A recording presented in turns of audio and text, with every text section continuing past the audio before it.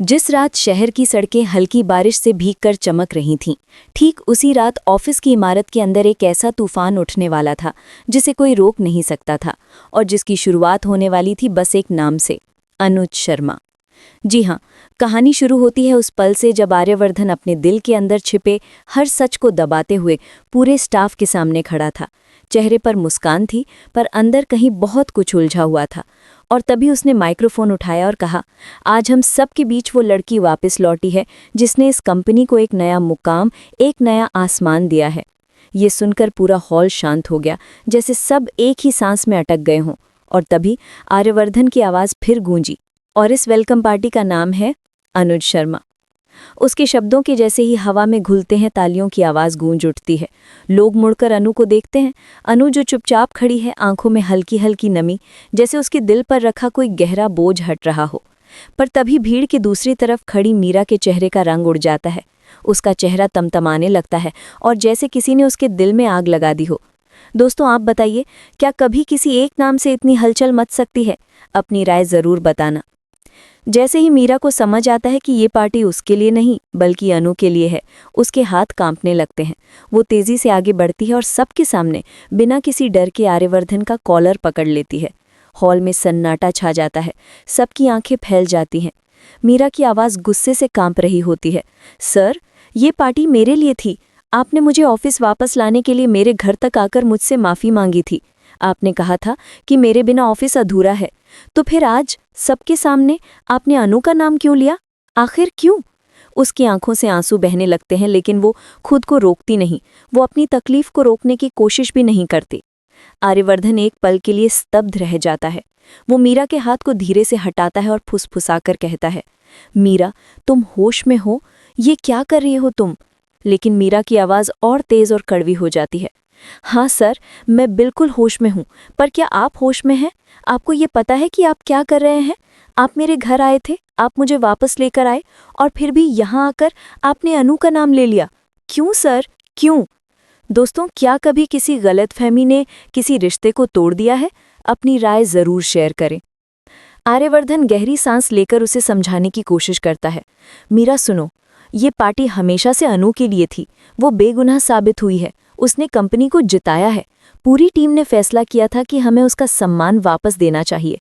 उसने जो सहा है, उसके बाद ये ज़रूरी था। इसमें किसी का भी अपमान नहीं है, खासकर तुम्हारा नहीं।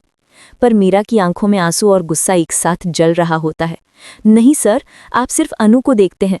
इस ऑफिस में और भी लोग हैं, पर आपकी नज़र में बस वही है। मैंने भी सालों दिए हैं इस कंपनी को, पर कभी आपके मुंह से मेरे लिए दो अच्छे शब्द नहीं सुने। आज पहली बार उम्मीद थी कि आप मेरी सराहना करेंगे, पर नहीं, अनु आ गई और सब कुछ बदल गया। उसका दर्द जैसे बह नहीं रहा बल्कि फट रहा था। जब से अनु आई है, आप बस उसी की चिंता करते हैं। अनु ऑफिस क्यों नहीं आई? अनु कहाँ है? अनु किस मुसीबत में है? और अगर वो फंस भी जाए तो आप उसे बचाने भाग जाते हैं। सर, सच बोले, आपकी दुनिया में सिर्फ अनु है और कोई नहीं। दोस्तों, आपको क्या लगता है, मीरा सही कह रही है या वो बस जलन में अंधी हो रही है? बताना ज़रूर। आर्यवर्धन की सहनशीलता टूटने लगती है।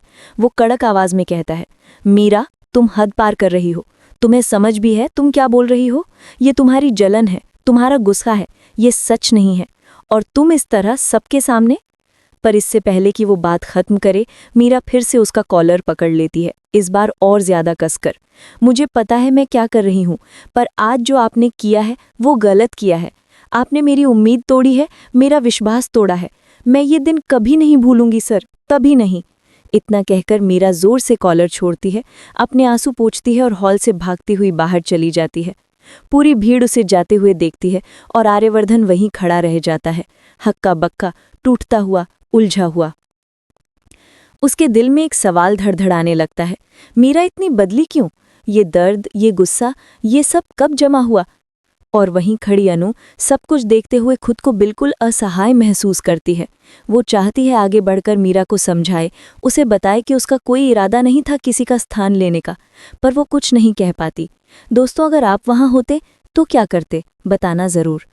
आर्यवर्धन अंदर ही अंदर टूटने लगता है। मन कहता है मीरा के पीछे जाए, उसे रोके, उसकी बातें सुने, पर दिमाग कहता है कि वो अभी गुस्से में है। उससे बात करना आग में घी डालने जैसा होगा। वो धीरे से आंखें बंद करता है और सोचता है, मीरा को क्या हो गया है? ये जलन कब उसके भीतर इतनी गहरी हो गई? उधर मीरा बाहर जाकर बारिश में खड़ी हो जाती है। आंखों से आंसू बह रहे हैं। वो खुद से भी लड़ रही है। उसे पता है उसने गलती की है, पर उसके दिल का दर्द उससे ज्यादा तेज है। वो कहती है, मैंने इतना सब कुछ दिया पर मुझे कभी कुछ नहीं मिला, आखिर क्यों? कहानी का मोड़ यहाँ से और गहरा हो जाता है, क्योंकि अब सवाल सिर्फ पार्टी का नहीं रहा। अब सवाल रिश्तों, विश्वास और दिलों की जंग का है। और दोस्तों, आप बताइए, आर्यवर्धन को इस वक्त मीरा के साथ क्या करना चाहिए? उसे मनाना चाहिए या उसे वक्त देना चाहिए? अपनी राय ज़रूर लिखें। और इस तरह उस रात ने 3 जिंदगियों को बदल दिया। अनु की, जो चुपचाप सब कुछ सहती रही, मीरा की, जो जलन और दर्द के बीच खो गई, और आर्यवर्धन की, जो दोनों के बीच फंसकर खुद को भी खोता गया। कहानी यहाँ खत्म नहीं होती, पर इस मोड़ के बाद हर चीज़ पहले जैसी नहीं रहने वाली।